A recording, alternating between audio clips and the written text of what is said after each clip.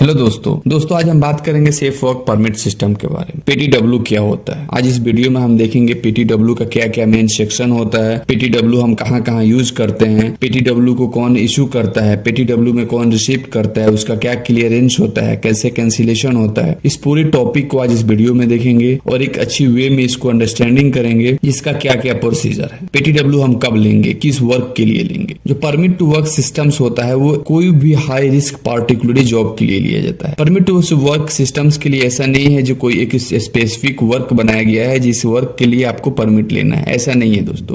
दोस्तों जब भी कोई हाई रिस्क एक्टिविटी होने जा रही हो, उससे जो रिलेटेड हजार्ड हो, उसका क्या कंट्रोल मेजर्स हो सकता है, इसके लिए परमिट टू वर्क को लिया जाता है। सबसे पहले इसका हम डिफिनेशन देखेंगे। A safe permit to work systems is a formal written document safety procedure. जो एक परमिट टू वर्क सिस्टम्स है यह एक रिटन डॉक्यूमेंट सेफ्टी प्रोसीजर्स है जो किसी वर्क के लिए लिया जाता है। ये part of safe systems of work, यह एक परमिट टू वर्क एक पार्ट है सेफ सिस्टम्स ऑफ वर्क का, which ensure that all specific precautions to be taken during and after particularly high risk work. यानी कि जो परमिट टू वर्क सिस्टम्स है यह कंफर्म करता है जो आप एक्टिविटी करने जा रहे हैं उसका क्या क्या हजार्ड है, उसका क्या क्या प्रिकॉशंस लिया गया है ताकि वो वर्कर पर इफेक्ट ना पड़े, उससे कोई मटेरियल डैमेज ना हो, या फिर जो कोई काम के लिए लिया जा रहा है उसको सेफली कर सके। क्योंकि परमिट टू वर्क सिस्टम्स एक ऐसा सिस्टम्स है जो आपको पार्टिकुलर वर्क के लिए बनाया जाता है। पार्टिकुलर वर्क में क्या क्या एक्टिविटी चलेगा, उसमें क्या क्या हजार्ड होगी, उसमें कौन सी मशीन्स यूज होगा, उसमें कौन सी टूल्स यूज होगा,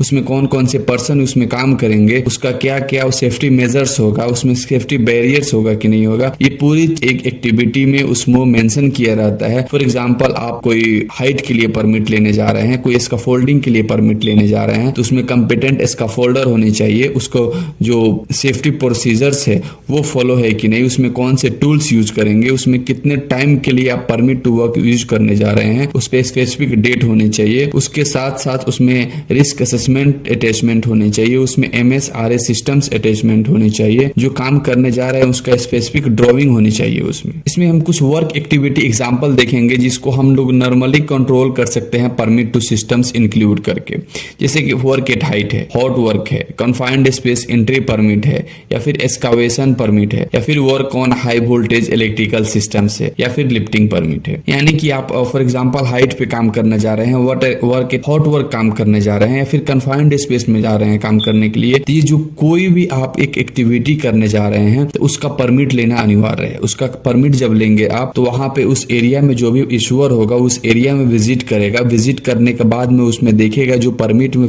इसमें मेंशन किया गया है तो वो चीज यहाँ पे प्रॉपर है कि नहीं है, वहां पे एटमॉस्फेरिक हजार्ड कैसा है, वहां पे एडवर्स कंडीशंस कैसा है, वहां पे प्रॉपर जो सेफ्टी बैरियर्स है कि नहीं है, जो पर्सन काम कर रहे हैं वो कॉम्पिटेंट है कि नहीं है, उसमें पूरा प्रॉपर चेक करने के बाद वहां पे फिर वो परमिट इशू होती है। ऐसा नहीं है दोस्तों कि जो कॉम्पिटेंट, जैसे कि कोई कंपनी में बहुत सारे सेफ्टी रिप्रेजेंटेटिव हैं जो कॉम्पिटेंट है तो वो साइड पे जाएंगे, फिर वहां पे चेक करने के बाद इशू वहां पे वो अलाउ कर देंगे काम के लिए। ऐसा नहीं है, क्योंकि जो वहां पे पर्सन जाता है वो रेंडमली कुछ ना कुछ टॉपिक को भूल जाता है, और जो परमिट टू वर्क सिस्टम्स होती है उसमें एक सीरियल बाय सीरियल दिया है, वो मेंशन किया जाता है हर एक टॉपिक का क्या क्या प्रिकॉशन होगा, उसमें क्या क्या रिलेटेड वर्क होगा, कौन से पर्सन जाएंगे, पूरा मेंशन होता है। परमिट टू वर्क सिस्टम्स दोस्तों जो क्या है उसको एक नॉर्मली बनाना चाहिए, कोई कंपनी के थ्रू भी, ज्यादा लेंदी भी ना हो, क्योंकि जब भी कोई ज्यादा लेंदी हो जाएगा तो जो सुपरवाइजर होगा, जो आपका इंजीनियर होगा, वो उस प्रोसेस को फुलफिल नहीं कर पाएगा। लेकिन परमिट टू वर्क सिस्टम्स है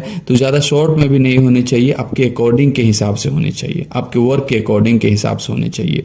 या वहां पे जो आपके पॉलिसी के प्रोसीजर के हिसाब से होनी चाहिए वो। A permit to work usually has a 4 main section. जो परमिट टू वर्क जो होता है उसका 4 मेन सेक्शंस होता है। फर्स्ट क्या होता है, इशू होता है, सेकेंड रिसिप्ट होता है, थर्ड में क्लियरेंस होता है, 4 कैंसिलेशंस होता है। जो हमारा इशू होता है उसमें क्या क्या चीज जो इशूअर होता है, जो क्या क्या चीज उसमें देखने के बाद जो परमिट इशू होती है, तो हमारा फर्स्ट क्या है, descriptions of work to be carried out. जो किस इसमें देखा जाता है जो कौन सी टाइप का वर्क होने जा रहा है, किस प्रकार का वर्क एक्टिविटी चलने जा रहा है, and description of plant and location, यानी किस लोकेशन में होने जा रहा है। फर्स्ट में क्या है, आप वहां वर्क एक्टिविटी को देखेंगे, सेकेंड में आप प्लांट के लोकेशंस को देखेंगे, किस लोकेशंस में काम होने जा रहा है, यानी कि कि एक हाई राइज बिल्डिंग है, आप एक पूरी बिल्डिंग का परमिट नहीं बना सकते हैं। आप एक उसमें पार्टिकुलरली किस लेवल में काम चल रहा है, कौन सी फ्लोर पे काम चल रहा है, क्योंकि in case of any emergency वहां पे रेस्क्यू टीम हो या फिर कोई भी ऐसे मैनेजमेंट टीम हो जो वहां पे आसानी से पहुंच सके, या फिर कोई एक पार्टिकुलरली वहां पे एक टाइम है, पार्टिकुलरली आपको एक जॉब चल रहा है वहां पे,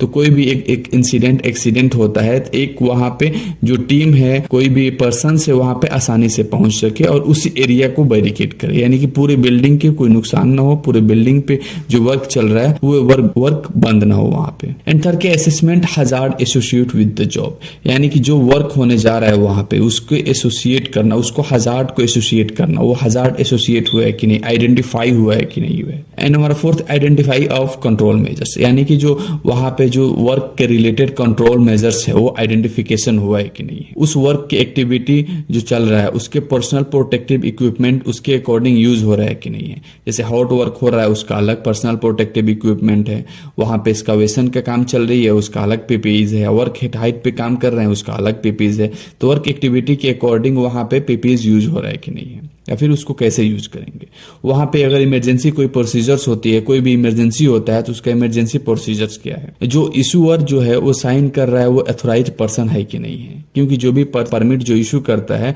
वो एक ऑथोराइज पर्सन होनी चाहिए। एंड रिसिप्ट क्या है, जो रिसिप्ट करता है, जो हैंड ओवर परमिट को करता है वो कंपिटेंट ऑथोराइज पर्सन होना चाहिए जो परमिट को एक्सेप्ट कर रहा है, जो वर्कर्स में हो सकता है या फिर वर्कर का रिप्रेजेंटेटिव हो सकता है। एंड वर्कर साइन टू से द एक्सेप्ट कंट्रोल्स, जो वर्कर जो परमिट आप इशू करते हैं तो जो किसी वर्कर को देते हैं वो वर्कर एक्सेप्ट करता है, ऑल कंट्रोल मेजर्स जो है वो कंट्रोल में है। Work can now start work area now under the control of the workers. अब आप परमिट इशू कर दिए हैं, आप अब वर्कर को परमिट दे दिए हैं, तो वो जो परमिट दे दिए हैं वो जो एरिया है वो वर्कर के कंट्रोल में है, क्योंकि वर्कर की जो कंपिटेंट है, जो वर्कर को बताया गया है ऐसे ऐसे काम करना है, इसमें ये जो प्रिकॉशंस लेना है और कौन कौन से टूल्स को यूज करना है, उसके बाद से वो आपको परमिट को आपको वर्कर के हैंड ओवर कर देना है। एंड थर्ड में हमारा क्या है, क्लियरेंस, हैंड बैक परमिट, यानी कि परमिट को बैक कर दे। Signature of the competent person the area has been made safe, यानी कि जब काम कंप्लीट हो जाने के बाद आप उस पे भी सिग्नेचर होती है पर्सन की, जो एरिया कंप्लीट हो चुका है, वो जो काम एक्टिविटी चल रही है वर्क एक्टिविटी जो क्या है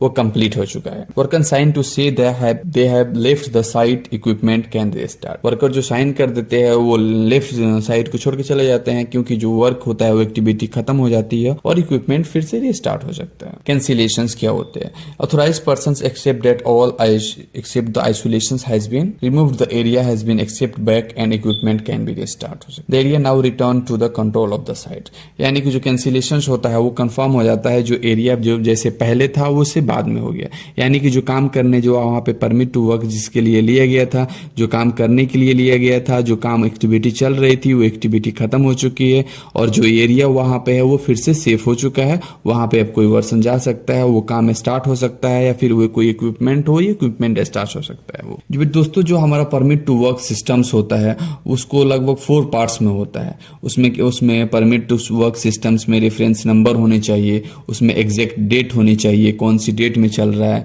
किस डेट से किस डेट में होने चाहिए, उसके अकॉर्डिंग उस पर टाइम होनी चाहिए। फॉर एग्जाम्पल लगभग आपको टाइम सुबह से लेकर शाम तक लेना है, 10 घंटे के लिए, 8 घंटे के लिए, उस परमिट की वैलिड कितनी देर के लिए है। उस पर एग्जैक्ट लोकेशंस के साथ उस पर एग्जैक्ट वर्क एक्टिविटी भी होनी चाहिए, उस पर कौन कौन से टूल्स यूज करना है ये भी होनी चाहिए, उस पर एक सेफ्टी रिप्रेजेंटेटिव का साइन होनी चाहिए, सेफ्टी सुपरवाइजर्स की साइन होनी चाहिए, या फिर जो वहां पे वर्कर सुपरवाइजर है उसकी साइन होने चाहिए, जो वहां पे वर्कर है उसकी भी साइन होनी चाहिए, वर्क एरिया मैनेजर है उसकी भी साइन होनी चाहिए। यानी कि जो परमिट टू वर्क सिस्टम्स में 4 पर्संस की साइन होनी चाहिए, एटलीस्ट 4 पर्संस की साइन होनी चाहिए, जो वर्क एरिया मैनेजर है, अफेक्टेड वर्कर है, वर्कर सुपरवाइजर्स है और वहां पे सेफ्टी रिप्रेजेंटेटिव है, इतनी उस पर साइन होनी चाहिए। परमिट टू वर्क के साथ MSRA method statement risk assessment होनी चाहिए, उसके साथ रिस्क असेसमेंट के साथ साथ ड्राइंग भी होनी चाहिए, जो कौन सी एक्टिविटी चल रहा है उसका क्या ड्राइंग है, उसका क्या रिस्क असेसमेंट है, इसका कितना लाइकलीहुड है, क्या है इसका सेवरिटी क्या है, क्योंकि जब भी हम इसके साथ पूरी मेंशन करते हैं तो हमको ये पता चलता है कि इस जॉब के लिए कौन कौन से पार्टिकुलर वर्क के लिए कौन कौन से हमको सेफ्टी मेजर्स लेना है, क्या क्या सेफ्टी प्रिकॉशंस लेना है। ये परमिट टू वर्क डिपेंड करता है आप किस किस साइट पे हैं, किस कंपनी में है, वहाँ का लोकल लॉ क्या है, वहाँ के परमिट की वैलिड कितनी देर रहती है, कहीं कहीं वीकली वैलिड रहती है, कहीं कहीं मंथली वैलिड रहती है, कहीं कहीं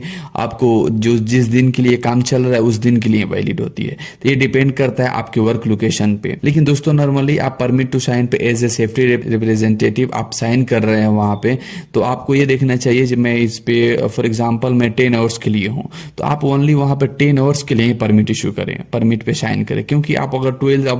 आवर्स के लिए कर देते हैं, फॉर एग्जाम्पल 2 आवर्स एक्स्ट्रा है आपके लिए, तो जब आप साइट पे नहीं रहेंगे तो कोई भी ऐसे एक्सीडेंट होता है तो आपकी जिम्मेदारी होती है, क्योंकि वो आप साइन किए हैं तो आपका रिस्पॉन्सिबिलिटी आप ही की होगी, और कोई भी एक्सीडेंट होने के बाद वो आपका कोई भी पर्सन आपसे पूछेगा। तो आप एक वैलिड टाइम के लिए जब तक आप साइट पे अवेलेबल हैं उस टाइम के लिए एक परमिट इशू कराएं, उसके बाद से उसका जो प्रोसीजर है उसको फुलफिल करें। दोस्तों ये था हमारा परमिट टू वर्क का एक शॉर्ट टाइम्स के लिए शॉर्ट वीडियो था ये।